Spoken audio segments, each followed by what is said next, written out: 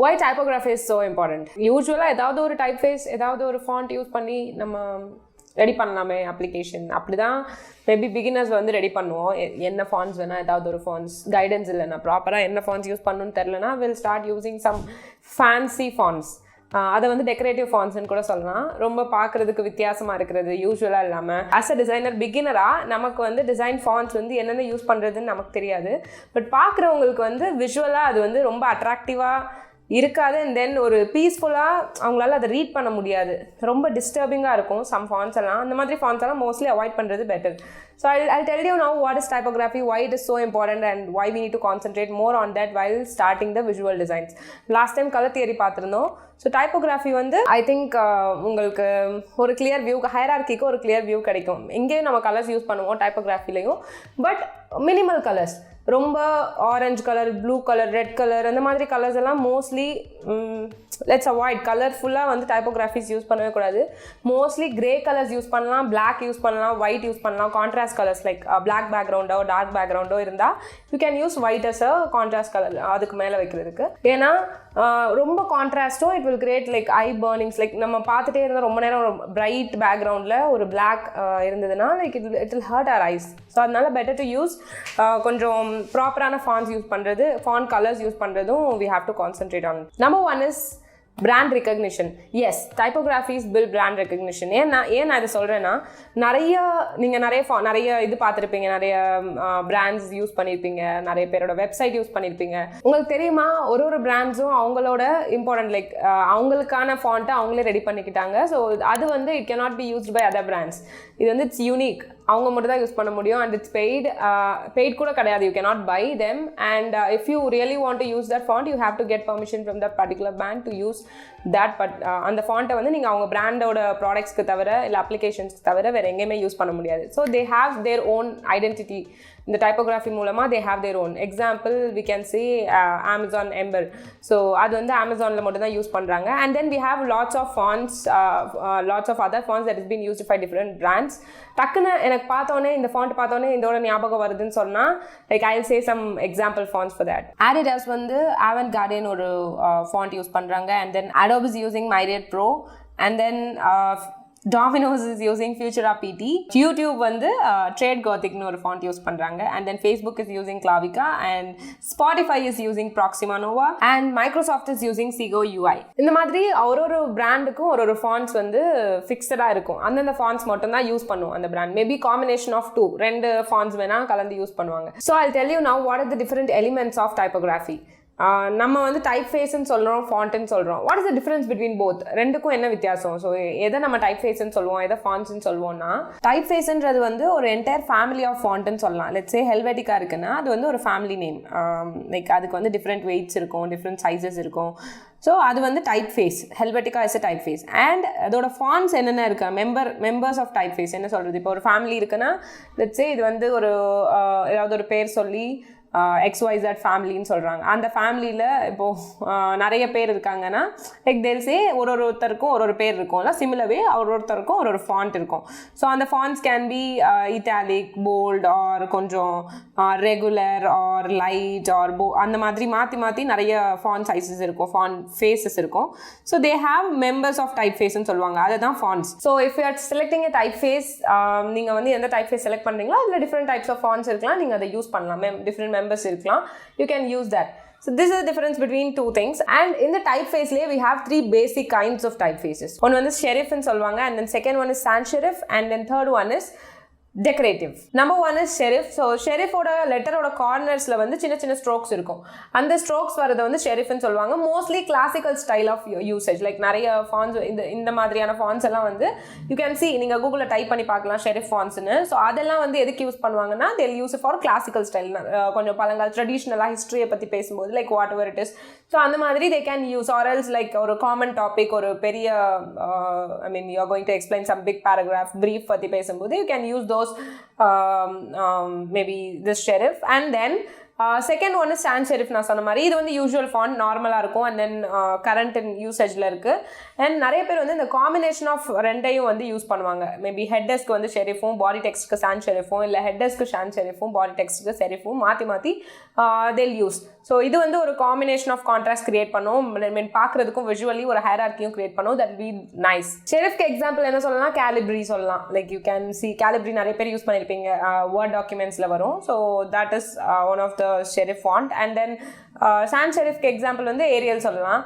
Ariel Helvetica நான் சொன்ன example கூட. லைக் ஏரியல் வந்து இட்ஸ் நம்ம கூகுள் டாக்கில் டைப் பண்ண ஸ்டார்ட் பண்ணும்போது நார்மல் யூஸ்வல் ஃபாண்ட் ஒன்று வரும்ல டிஃபால்ட்டாக. So that font is also sans serif font. So இந்த மாதிரி நீங்கள் ரெண்டும் காம்பைன் பண்ணி கூட யூ கேன் கிரியேட். ஆர்எல்ஸ் தனித்தனியாக கொடுக்கணும், ஒரே ஃபாண்ட் செலக்ட் பண்ணணும்னா கூட you can do that.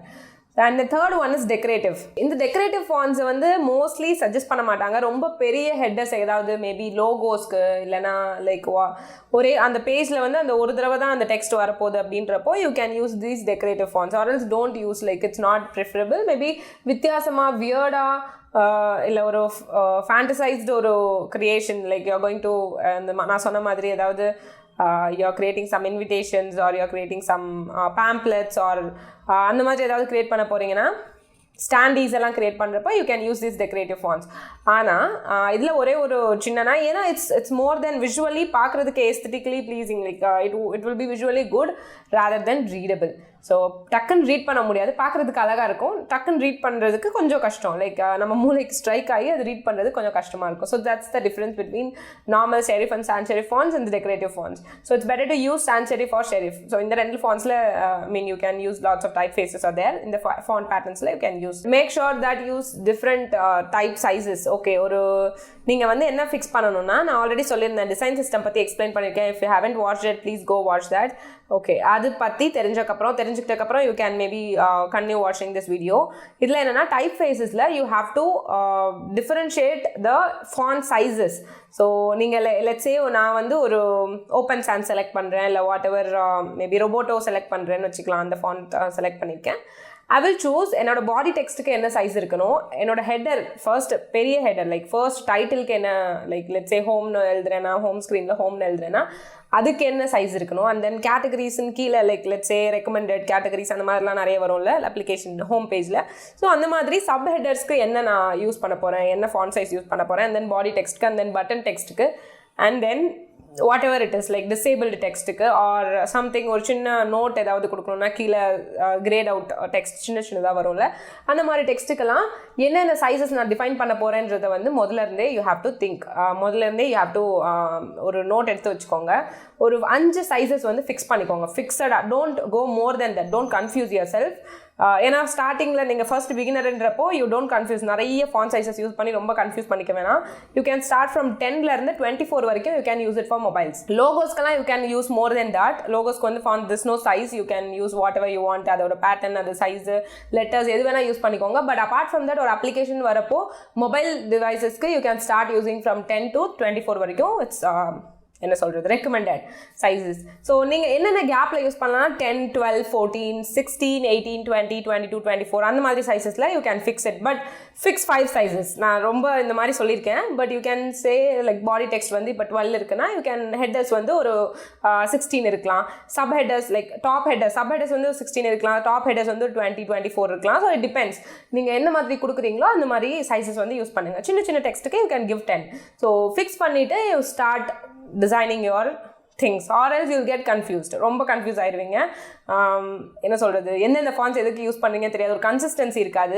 there will be lots of lag. இங்கே தான் விஷுவல் ஹைரார்க்கி வந்து கிரியேட் ஆகும். அதே மாதிரி விஷுவலி சேலஞ்ச் பீப்புளுக்கு வந்து லெட்ஸ் சே அவங்களுக்கு ரொம்ப கஷ்டமாக இருக்கும் பார்க்க முடியாத சுச்சுவேஷனில் வாய்ஸ் ஓவர்ஸ் தான் வந்து ஹெல்ப் பண்ணும். ஸோ அந்த வாய்ஸ் ஓவர்ஸ் வரணும்னா கரெக்டான ஹைரார்க்கி இருக்கணும் உங்களோட இதில். இல்லை சின்னது பெருசு மாற்றி இருந்ததுன்னா அதுக்கேற்ற மாதிரி தான் அது ரீட் பண்ணும். ஸோ ஹெட்டர் எது, பாடி டெக்ஸ்ட் எதுன்னு அந்த வாய்ஸ் ஓவருக்கு தெரியாமல் போயிடும். So use the proper hierarchy. So after this hierarchy you have to concentrate on contrast. So contrast colors வந்து most prioritized informationக்கு give dark colors mostly. உங்களோட primary கலராக இருக்கணும், இல்லைனா black கலராக இருக்கணும், இல்லைனா grey கலராக இருக்கணும். ஸோ கிரேலையும் கலர்ஸ்லையும் fix 5 different types of grays. எந்தெந்த டெக்ஸ்ட்டுக்கு என்னென்ன கிரேஸ் கொடுக்க போகிறீங்க, டிசேபிள்டு டெக்ஸ்ட்டுக்கு என்னது, நார்மல் பாடி டெக்ஸ்ட்டுக்கு என்ன type of black or grey whatever it is, and then ஹெட்டர்ஸ்க்கு சப் ஹெட்டர்ஸ்க்கு என்னென்ன டைப்ஸ் ஆஃப் பிளாக்ஸ் கொடுக்க போகிறீங்கன்றத 5 கிரேஸை வந்து நீங்கள் ஃபிக்ஸ் பண்ணிக்கோங்க. பிளாக்லேருந்து ஒயிட் கன்வெர்ட் ஆகிற இன் பிட்வீன் 5 கலர்ஸை வந்து நீங்கள் ஃபிக்ஸ் பண்ணிவிட்டு தென் யூ ஸ்டார்ட் டிஃபைனிங் இந்த ஹெட்டர்ஸ்க்கு இந்த கலர் தான் ஃபிக்ஸ் பண்ணிக்கோங்க. Don't change it. ஒரு ஸ்க்ரீன்லேயும் ஒரு கலர் பார்க்கக்கூடாது. ஸோ இருக்கக்கூடாது, அது பார்க்குற மாதிரி இருக்கக்கூடாது. It won't be visually aesthetically அது நல்லா இருக்காது, and then it won't create good impression on your application. So it's always preferable to give 5 different grays for your maybe application, and then different opacities or different colors, like என்ன சொல்றது, colour மாற்ற வேணாம், maybe different opacities of your primary color அதை use பண்ணிக்கலாம். primary color வச்சு you can give the header name. அதை தவிர வேறு எந்த கலர்ஸும் don't give. And then errorsக்கு வந்து ரெட் கலர் கொடுக்கலாம், successful messagesக்கு green color கொடுக்கலாம். These two are preferable. And then sometimes hyperlinksக்கு blue color if it is really necessary. ரொம்ப கன்ஃபியூஸ் பண்ணிக்க வேணாம். உங்களோட primary color blue கலராக இருந்தால் and then or something else primary colorsல கொடுக்குறது always better. இல்லை primary color வந்து ப்ரிஃபரபிளாக இல்லை, கொடுக்குறது நல்லா இல்லைன்னா can use blue color for hyperlinks. Other than that, don't use any other colors in your application.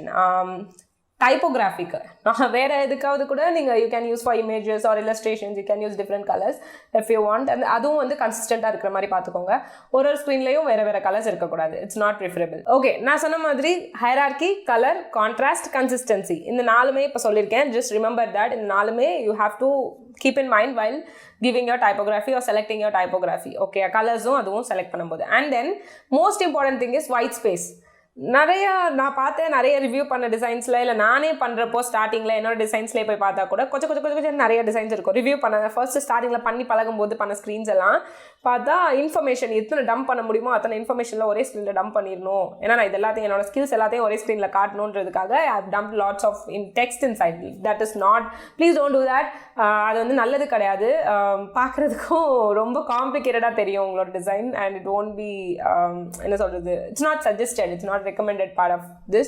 So better to always use some white spaces between ஒரு செக்மெண்ட்டுக்கும் white space நல்லா விடுங்க. I'll give some example. அதே மாதிரி don't change it. ஃபிக்மாவில் வந்து சைடில் வந்து letter ஸ்பேஸிங்கும் font ஸ்பேஸிங்கும் இருக்கும், அண்ட் தென் ஹரிசாண்டல் ஸ்பேஸிங்கும் வெர்டிக்கல் ஸ்பேஸிங்கும் இருக்கும் லெட்டர்ஸோடது. ஸோ அதை வந்து மாற்றவே மாற்றாங்க. லெட் இட் பி ஆட்டோலே இருக்கட்டும், அண்ட் தென் சைஸ் வந்து பர்சன்டேஜ் எவ்வளோ இருக்குவாங்க. ஸோ லெட் இட் பி, அதை வந்து மாற்றவே வேணாம். அதை மாற்றினா தான் you will get lots of என்ன சொல்கிறது, ஒரு மாதிரி கிளம்ஸியான ஒரு லுக் வந்து கொடுக்கும். So please don't do that. அது ஆட்டோலே இருக்கட்டும். ஆட்டோமேட்டிக்காக நீங்கள் என்ன டெக்ஸ்ட் பண்ணுறீங்களோ அது லைக் ப்ராப்பர் ஸ்பேஸிங்கில் தான் வரும். Let it B. And then last one is alignment.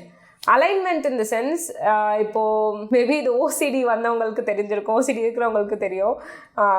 ஒரு பொருளை ஒரு இடத்துல வைக்கும்போது லைக் கரெக்டாக அலைன்டாக இல்லைன்னா அது பார்க்குறதுக்கு உறுத்திட்டே இருக்கும். இப்போது சம்டைம்ஸ் ஓசிடி இருக்கணும்னு அவசியம் இல்லை. சம்டைம்ஸ் நமக்கே ஒரு பொருள் வச்ச இடத்துல அது கொஞ்சம் இட்ஸ் லைக் இம்ப்ராப்பராக பிளேஸ் ஆயிருந்துச்சுன்னா நமக்கு ஒரு மாதிரி உறுத்திட்டே இருக்கும். அதே மாதிரி தான் உங்கள் டிசைனை ரிவ்யூ பண்ணுறவங்களுக்கு நமக்கு தெரியாது. அது லைக் நம்ம வீடு நம்ம வச்சுருக்கோம், நம்ம பொருள் வர்றவங்களுக்கு தெரியும் என்ன இது ஒரு மாதிரி கிளம்ஸியாக இருக்குன்னு தெரியும்ல. சிமிலர் வே அலைன்மெண்ட்டும் அப்படி தான். லைக் நம்ம பார்க்கும்போது சென்ட்ரல் லைன் யூஸ் பண்ணியிருப்போம், லெஃப்ட் லைன் யூஸ் பண்ணி சம்மந்தமே இல்லாமல் ஒரு என்ன சொல்கிறது, டக்குன்னு நம்ம இன்ஃபர்மேஷனை மட்டும் வச்சு ஒரு இமேஜோ இல்லை ஒரு டெக்ஸ்ட்டோ வச்சு ஒரு காம்பினேஷன் பண்ணி ஒரு கார்டு ரெடி பண்ணி we have placed it. But ஆனால் அவங்க வர்றவங்களுக்கு பார்க்குறவங்களுக்கு எப்படி தோணுன்னா, என்னது ஒரு அலைன்மெண்ட்டே இல்லை, பார்க்குறதுக்கு நல்லா அவங்களுக்கு நமக்கு தெரியாது. பார்க்கும்போது நம்ம நிறைய ஸ்க்ரீன்ஸ் பண்ணுவோம், அதில் ஒரு ஸ்க்ரீனில் மிஸ்டேக் இருந்தால் தெரியாது. பட் ஆனால் அலைன்மெண்ட் இஷ்யூஸ் இருந்தால் பேசிக்லேயே நம்ம அடி வாங்குறோன்றது அவங்களுக்கு ஈஸியாக தெரிஞ்சிடும். ஸோ ஒரு மார்ஜின் வரைஞ்சிக்கோங்க எப்போவுமே மொபைல் ஸ்க்ரீன்ஸில். 2 பக்கமும் மார்ஜின், நான் இதை சொல்லியிருப்பேன்னு நினைக்கிறேன் வயர் ஃப்ரேம்ஸ் ரெடி பண்ணும்போது. So better use margins. 2 பக்கமும் அட்லீஸ்ட் மொபைல் டிசைன்ஸில் யூஸ் 70 to 20 அந்த சைஸில் மார்ஜின்ஸ் வரைஞ்சிட்டு அந்த டெக்ஸ்ட்டை வந்து லெஃப்ட் அலைன்டாக கரெக்டாக அதுலேருந்து ஸ்டார்ட் பண்ணுற மாதிரி வச்சுக்கோங்க. அதே மாதிரி டாப்பில் வந்து ஸ்டேட்டஸ் பார் இருக்கணும், கீழே வந்து bottom navigation bar. Whatever you are going to give that space for top and bottom, and then சைட்ஸில் வந்து மார்ஜின்ஸ் வச்சுக்கோங்க. Then start with your text for your better alignment. I want to suggest few more things, like என்னென்ன typefaces you can refer for free. Like எதை வந்து ஃப்ரீயாக வந்து நமக்கு கிடைக்குது இந்த ஃபாண்ட்ஸ்லாம்.